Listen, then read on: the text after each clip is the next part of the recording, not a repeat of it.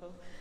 Okay, so last year, my husband and I were in Rome, and we were lining up to go into St. Peter's Basilica, and we started talking to an American couple who were in front of us. We were talking about how their holiday was in Rome, and we were explaining a little bit about the architecture of the Vatican, and the lady turned to us and she said, "I just think Pope Francis is wonderful. I think it's so wonderful that he lets women in now."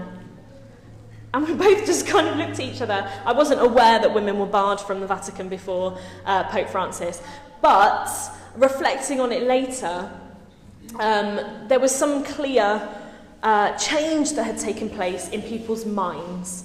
Now, Pope Francis has done nothing or changed anything about the role of women within the church.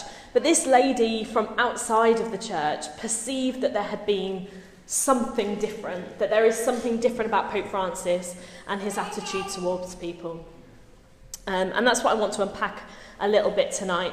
Earlier this month, on the 13th of March, was Pope Francis's 4th anniversary as Pope. So if he were an American president, it would be the end of his first term. And so at the end of president's first term, commentators will look back on their time and they will assess how successful he's been. So using that kind of analogy, I hope to kind of look back over Pope Francis's last 4 years and what he's achieved in that time, and what reforms particularly he's achieved. So whether you find Pope Francis inspiring or infuriating, there's definitely been an earthquake in the Catholic Church in the last 4 years. So what are Pope Francis's credentials as a reformer? Well, from the moment that he stepped onto the Vatican, that nature is clear. It's no coincidence that Pope Francis has chosen the name Francis of Assisi. St. Francis was a great reformer in the Middle Ages. Famously was sat in a kind of ruined church praying, and he heard the words of God saying to him, "Rebuild my church." And in amongst all of the corruption of the Middle Ages, St. Francis of Assisi was that great reformer, that voice that the church needed. Francis is also a Jesuit, founded on the life of St. Ignatius of Loyola, another great reformer and a really key character in the Counter-Reformation. Ignatius also was an instrumental character in changing the way that we view our relationship with God through things like the spiritual exercises. And finally, Pope Francis is from Argentina, and has been in Buenos Aires for many years. Buenos Aires is seen as one of these places that is just a melting pot of cultures and a hub, really, that is open to the world. It's probably one of the only places in the world where, when Pope Francis was growing up, you would find children of SS guards who had fled Nazi Germany, along with children of Holocaust survivors in the same class, because this place was a hub where people fled to, and Pope Francis has grown up around all of this the melting pot of all of these ideas and all of these things. So I'd like to propose to you that Pope Francis, aside from being a reformer, is a reframer. So over the last few weeks, we've been learning about this Catholic Voices method of reframing. So stepping back from the picture and allowing a space to see a broader frame of reference, and leading with the positive intention as well, so leading with something positive. And I think Pope Francis does that really, really well through his actions. So I'd like to lead us through some ways that I think Pope Francis is a great reframer of the church. Firstly, I think Pope Francis has been instrumental in changing the conversation. The church is often seen in many contentious issues. Okay, so when people outside of the church think of the Catholic Church, they often think of sex abuse scandal, contraception, gay marriage, and none of those issues have gone away. But he has managed to lift up a range of Catholic issues. Pope Francis is most famous for talking about the poor, migrants, refugees, the environment, conflict and resolution. He was quoted in an interview talking about some of these issues, and he said that if the church leads with these issues like abortion, euthanasia, all of those contentious issues, then the church would fall like a house of cards. And what the Pope meant by that was saying that actually we have really, really good news, the good news of the gospel, and that's what we have to lead with. We have to lead with love. We have to lead with love. And I think that that captures some of what the Catholic Voices method is about, leading with that positive intention, finding the common ground, and leading with love. I think the Pope has also managed to shift our perception, our public image of the Pope. And I think from the moment that he stepped out onto the balcony, he started to reframe that image. In his very first interview as Pope, he was asked, who is the Pope? Who are you? And Pope Francis's response was, I am a sinner. I'm sure many of you remember that moment. And it really struck me as being something so human. Pope Francis has obviously talked a lot about mercy, and he would be the first person to say that he himself is in need of mercy. He was the first Pope to have been physically seen to be going to confession. Obviously, all popes go to confession, but Pope Francis was really visual in that he showed that he was the first person in line to go to confession. And on another level, I do think it changes the way that the outside world see the papacy. Along with Benedict's resignation, which I do think showed a real human side to Pope Benedict, Francis's papacy has started to wash away this image that the Pope is somehow inhuman, that the Pope is sinless and whitewashed, and has started to bring that image to on a more relatable level, really. Because the Pope is like us. He's a sinner. Sometimes he fails. I think Pope Francis would be the first one to say he fails often, and so do we. And sometimes there are really difficult demands of the gospel, and Pope Francis struggles with those demands as the gospel, just as any of us do. And Pope Francis, I think, has showed us that that's okay, that we're allowed to struggle with that. Another, I think, public image win or reframe was his communication. And I think that Pope Francis has shown a real relevance in what the Vatican has to say.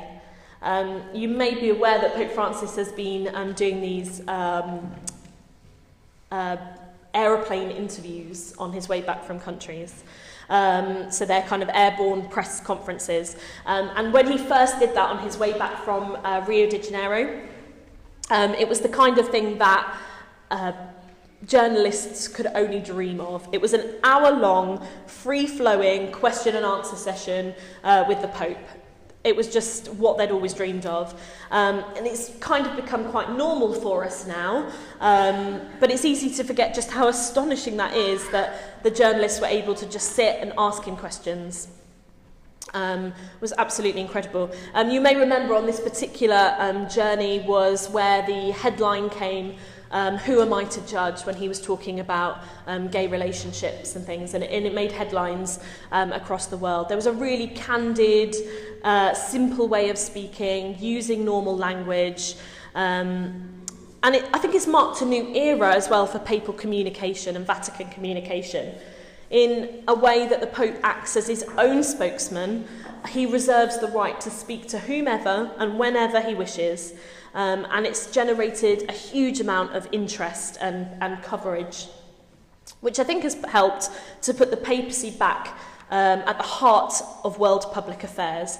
The then Vatican spokesperson, Father Lombardi, he urged journalists to see these interviews as different when the journalists started to. He said, this is papal teaching, yes, but not the kind that you get in documents.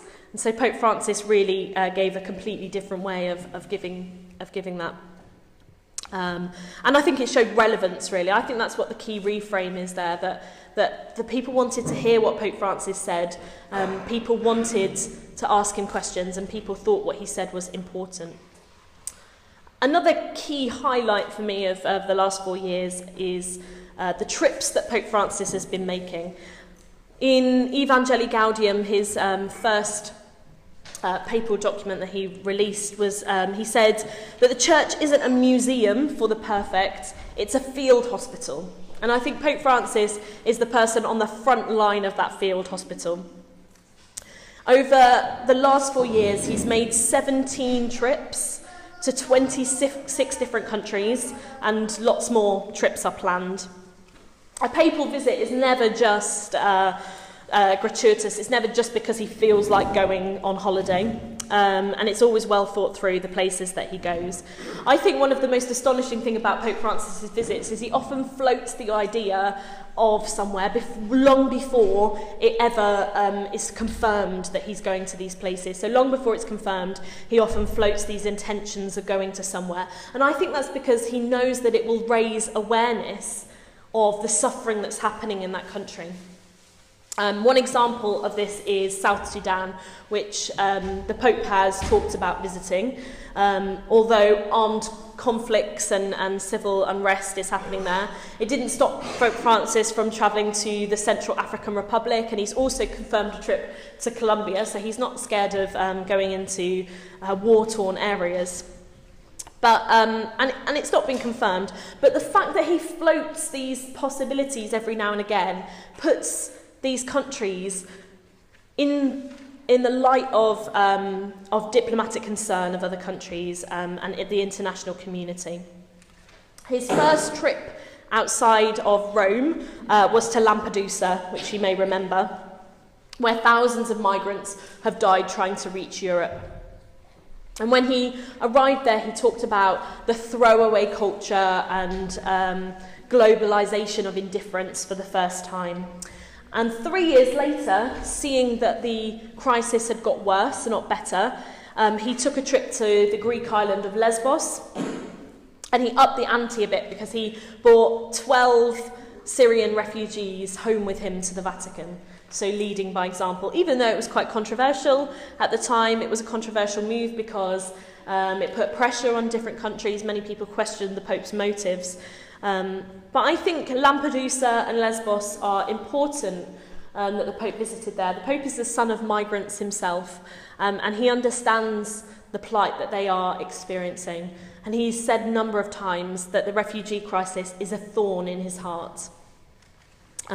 So he's leading the way in that area. And another highlight for me of the Pope's visits was his trip to Mexico. So instead of staying in Mexico City, he travelled across the country. He met indigenous populations, victims of drug cartels.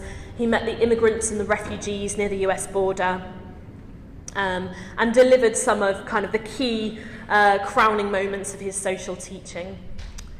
So I think the Pope has really reframed what the church's mission is, and I think he's been on the forefront of that. He has been the person on the front line of that field hospital church. The Pope has also really reframed the role of diplomacy, the role of diplomacy for the Pope. And really shown that the Pope has a voice in the world stage. Many people would criticise the Church for speaking in the public sphere, for saying we have no voice in politics, we have no voice on the world stage. Well, Pope Francis was credited by both Obama and Raul Castro with being fundamental in re-establishing diplomatic relations between Cuba and America. Something that was absolutely unprecedented, and apparently Pope Francis and a team from the Vatican had been working for months and months before this became public, trying to re-establish these diplomatic relations between Cuba and America. And I think that really shows the importance that the role that the Pope plays in these diplomatic relations. And finally, I think the biggest reframe for me, and the thing that has touched me most about Pope Francis's papacy, is his emphasis on mercy. He's made the conversation about mercy and about compassion. I think we live in a world that sometimes rejects the possibility of sin. During the Jubilee Year of Mercy, which began in 2015, Pope Francis made a huge effort to ensure that mercy touched all aspects of the Church's life. And one of the things that really struck me was Pope Francis said during the Jubilee Year of Mercy that for women who were hurting after having an abortion, that they could go to their priest and they could receive absolution, they could be reconciled to the Church. Now, in the UK, that's been the case for a long time. Women have been able to go to their priest for confession. But churches actually received calls from women who never knew that they were able to go to confession. They believed that their actions had cut them off from the church and that they had been condemned by the church. Boston Cathedral was actually inundated with women travelling to Boston Cathedral for confession. Now, at the time I did some radio interviews on this topic, and obviously one of the biggest criticisms of what Pope Francis did was saying that women don't need forgiveness, that they don't need to be forgiven. And I think the most powerful thing in that story was there were so many women who were hurting and that needed that forgiveness. They needed God's mercy and they didn't know that it was open to them. And Pope Francis really helped to reframe the church in that position. The church was the person who gives mercy. The church was the person who can heal those wounds and not make them more difficult. Recently, Pope Francis gave an interview to Caritas magazine, which is a magazine for the homeless in Milan, and it's run by the homeless. And in it, he advised Catholics to give money to people that they see begging, and not to judge them. Don't judge. Don't worry about where the money's going. Just give people the benefit of the doubt. And although it's been criticised by some people, I think this is a really distinctly Francis approach to this issue, because he always gives the benefit of the doubt. He'd be the first person to reach out to the poor, to the marginalised, and set that good example, to be the first person on the front line. Now, I've said lots of really, really wonderful, glowing things about Pope Francis, and I think it would be amiss to not mention that there have been some mixed verdicts as well. I heard the church described once as a big family, and I don't know about your families, but sometimes my families argue, and that's okay, because we still love each other. But families do argue, and there are some mixed verdicts. For everybody who loves Francis, there are equally many who are confused by some of the things that Pope Francis says, and particularly his manner. And I think it's important to say something about that. I mentioned earlier the interviews on the aeroplane, that they were very candid. Pope Francis often makes off-the-cuff remarks, and many people get frustrated that those things are taken out of context, that there's no context to them, that they're not well thought through diplomatic statements. They're more just his thoughts and his feelings. I think one of a good example of this is the recent document, the Apostolic Exhortation Amoris Laetitia. So at the end of the Synod on Marriage and Family, Pope Francis released this document about the joy of family life. And it was a beautiful document about the love between families. But I think his style has been divisive and has caused some confusion amongst some people. You may have heard about, there was a group of 4 cardinals who presented, they wanted Pope Francis to clarify some aspect of what was taught in Amoris Laetitia. And I think sometimes there has been some cause for division as well within the church, and I think that's important to note. No pope is entirely popular, so it's important to note that in everybody's books, Pope Francis isn't perfect. And there are also some things that Pope Francis is still to work on in the next 4 years, perhaps. Some things that people still want to see change and still want to see movement on. I think one key area of this is when it comes to the Vatican banks. People want to see some accountability. I think people want to see an audit of the incomes and the losses, and just a more comprehensive picture of the Vatican banks. And maybe an annual audit, preferably by an external auditor. So there's lots of questions to do with the banks that I think people still want to see movement on. And there is a question of the role of women as well within the church. Pope Francis has so far not named any women to lead particularly high-profile jobs in Vatican departments. He's just created a new council for economy, and it's the first time that laity have been completely equal with the cardinals in the decision-making body, and it's stocked entirely of men. And so it left a lot of people wondering, was there not one single woman in the world that was qualified for this position? He has said a number of times that clericalising women is not on the cards, and it's not what people, not what we need. But I do think we're tied to this clerical mindset that we equate priesthood with power, and we know that can't be the case. And so I think what Pope Francis might need to try and achieve in the next few years is separating that idea of priesthood and power, and providing some roles within the church for women. I'd like to end by making an important point, because we've talked a lot about management of the church and how Pope Francis has moved forward with management. But the church doesn't change due to management, it changes due to holiness. Pope Benedict is quoted as saying that the church grows in every age due to holiness, not through management. I do think Pope Francis does mirror that for us, and he clearly shows what it would be like to be on mission. He shows what it's like to love, and those are the things we need to hold on to. One of the greatest saints of our church, who probably has done more to move the church forward in holiness than any other, I think, is Saint Thérèse of Lisieux. Thérèse of Lisieux was 15 when she entered Carmelite convent, and when she died at the age of 21, they didn't have enough to write about her for an obituary. There was nothing notable about her life. She had spent a short few years in a Carmelite convent. But when they discovered her autobiography and her writings, they discovered this deep spirituality and an incredible something that people could really hold on to, and something that really moved people forward in their spirituality. She wasn't a priest, a pope, a bishop.